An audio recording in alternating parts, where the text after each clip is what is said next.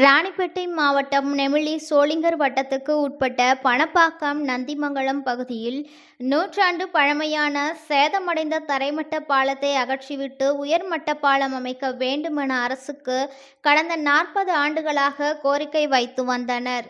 கோரிக்கையை ஏற்ற அரசு 30க்கும் மேற்பட்ட கிராம மக்கள் பயன்படும் வகையில் 6,66,00,000 மதிப்பில் 2 உயர்மட்ட மேம்பாலம் அமைக்க நிதி ஒதுக்கப்பட்டது. உயர்மட்ட மேம்பாலம் அமைக்க பூமி பூஜை நிகழ்ச்சி மாவட்ட ஊரக வளர்ச்சித்துறை திட்ட இயக்குனர் லோகநாயகி தலைமையில் நடைபெற்றது. இதில் கைத்தறி மற்றும் துணிநூல் துறை அமைச்சர் ஆர். காந்தி பங்கேற்று பூமி பூஜை செய்து அடிக்கல் நாட்டினார்.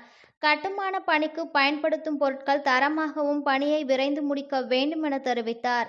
அப்போது அரசு அலுவலர்கள், உள்ளாட்சி பிரதிநிதிகள் உடனிருந்தனர்.